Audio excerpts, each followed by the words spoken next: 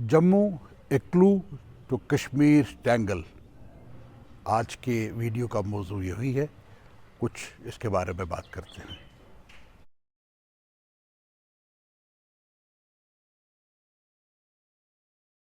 रेखा चौधरी जो जम्मू यूनिवर्सिटी में political science की प्रोफेसर रह चुकी हैं, उनकी एक किताब है।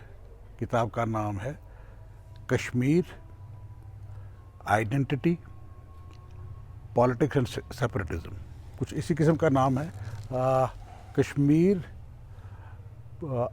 Politics of identity and separatism.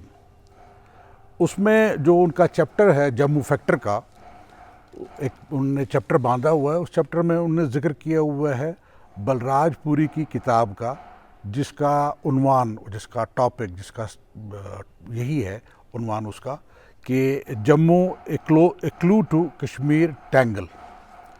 इसके जो 8वां और 9वां चैप्टर है, उसमें वो जिक्र करते हैं कि एक ज़माने में डॉक्टर करण सिंह जो उस वक़्त के गवर्नर थे, उन्होंने एक आइडिया दिया कि जम्मू को एक अलहदा रियासत बनाया जाए लिंग्विस्टिक बेसिस के ऊपर।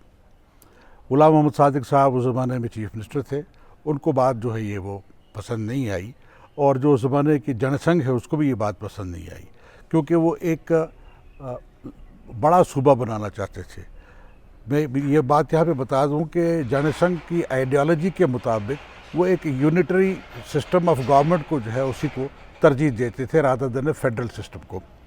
और जहाँ तक सादिक साहब का ताल्लुक़ है, उनका ये ख्याल था कि जी कि इस तरह से इसको 2 हिस्सों में बांटने से लिंग्विस्टिक लाइन के ऊपर, तो वो पर्पस जो है वो डिफीट हो जाता है जिसके तहत ये एक्सेशन हुआ था, यानी हम फिर 2 नेशन थ्योरी को मानना शुरू कर देते हैं। तो इन तमाम वजूहात की बिना पे एक डिबेट उस ज़माने में छिड़ी, इस हद तक कि सादिक साहब ने अब असम्बली में भी इसमें बयान दिया। लेकिन इसमें बलराजपुरी का टेक थोड़ा सा मुख्तलिफ है। हालांकि बलराजपुरी ख़ुद भी एक ज़माने में नेशनल कॉन्फ्रेंस के साथ मुंसलिक रहे, लेकिन बुनियादी तौर पर जो उनकी पहचान है वो एक थिंकर, पॉलिटिकल थिंकर के तौर पे है, और एक जर्नलिस्ट के तौर पे पद्म विभूषण से भी उनको नवाजा गया था। और उन्होंने अपने जर्नलिज्म की शुरुआत बहुत पहले से कर दी। जिस ज़माने में पहला अखबार निकला उर्दू ज़बान में जम्मू कश्मीर का अपना, रणवीर, जिसको लाला मुल्क राज सराफ ने जो है शुरू किया था, उसमें भी वो आर्टिकल लिखा करते थे। उसके अलावा यहाँ पे मुल्क के मुख्तलिफ अंग्रेज़ी अखबारों में भी आर्टिकल लिखे और कई किताबें उन्होंने लिखी है। और सबसे ज़्यादा जो किताब कोट की जाती है वो यही किताब है, जो उनके मुख्तलिफ आर्टिकल्स के ऊपर भी बेस्ड है, और कुछ चैप्टर जो उन्होंने नए सिरे से लिखे। तो जो ये चैप्टर 8वां और 9वां चैप्टर है, वो इस बात को बतलाता है कि जी कि जम्मू जो है वो जब कश्मीर के इस टैंगल को समझने के लिए वो क्यों ज़रूरी है। रेखा चौधरी ने भी जिस तरह से अपनी किताब में जिक्र किया कि जिस वक्त आप डिवीज़न करते हैं 2 जगहों का, तो एक कश्मीर डिवीज़न है और एक जम्मू डिवीज़न है। कश्मीर डिवीज़न जो है वो एथनिसिटी के हिसाब से एक है, उनके तकरीबन मज़हब, रिवाज, ये तमाम चीज़ें बहुत हद तक एक ही हैं। और जहाँ तक जम्मू का ताल्लुक़ है, वो उसमें जो है वो डाइवर्सिटी ज़्यादा है। अगर आप मज़हब के लिहाज से देखें तो प्रीडोमिनेंटली कश्मीर वैली में मुस्लिम्स थे, बहुत कम तादाद थी कश्मीरी पंडित की, इससे पहले कि वो यहाँ से जब उनको भेज दिया गया या वो चले गए, तो उसके बाद से तो और भी ज़्यादा तादाद मुस्लिम्स की बढ़ गई है। इसमें एक बात काबिल गौर ये है कि जम्मू की डाइवर्सिटी इस कदर है कि आप उसको जो है वो हिंदू मेजॉरिटी एरिया प्योरली नहीं कह सकते। मुख्तलिफ इलाकों में मुख्तलिफ मेजॉरिटीज़ हैं। मसलन अगर आप ज़िला पुंछ को लें तो आपको मुस्लिम मेजॉरिटी मिलेगा। रजौरी में तकरीबन बराबर की जो है तादाद है। और इसी तरह से एक्सेप्ट कठुआ, सांबा और उधमपुर, बाकी जगहों पर जो है वो आपको हर किस्म के लोग जो यहाँ पे मिलेंगे। मुख्तलिफ़ किस्म की ज़बानें यहाँ पे बोली जाती हैं। मिसाल के तौर पे जम्मू डिवीज़न एक ऐसा डिवीज़न है जिसमें पार्डर में लद्दाखी भी बोली जाती है। उसके अलावा एक ज़बान जो है वो डिस्ट्रिक्ट डोडा में बोली जाती है, जिसको सिराजी कहते हैं।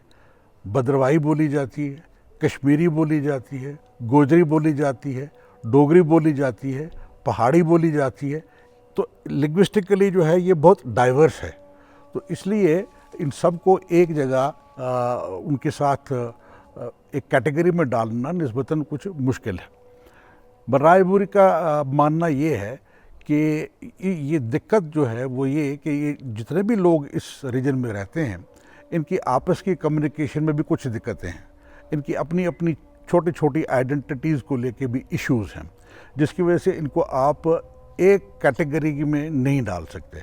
اس حد تک کہ کچھ علاقہ ایسا بھی ہے، یعنی آپ اگر بانہال کے اس طرف کو دیکھیں، پیر پنچال کے اس طرف، اس جانب کو، جموں کی طرف جو ہے، کچھ علاقوں میں آپ کو کشمیری بولنے والے لوگ بھی مل جائیں گے۔ اور سب سے بڑی بات یہ ہے کہ بہت ڈائیورس ہے۔ اب سوال یہ پیدا ہوتا ہے کہ جی کہ یہ کشمیر ٹینگل جو ہے وہ اس پر کس طرح سے یہ کس طرح سے کشمیر ٹینگل پہ اثر انداز ہوتا ہے؟ وہ ایسے کہ ان کی چونکہ آپس میں کوئی گفتگو نہیں ہے، اور اس پورے ریجن کی گفتگو جو ہے وہ کشمیر کے سیاسی لوگوں کے ساتھ نہیں ہے۔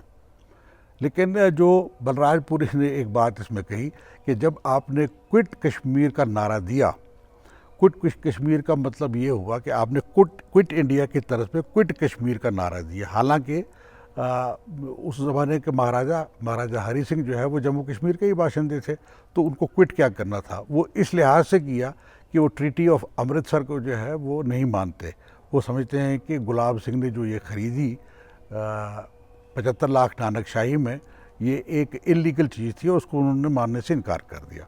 اس کا نتیجہ کیا ہوا؟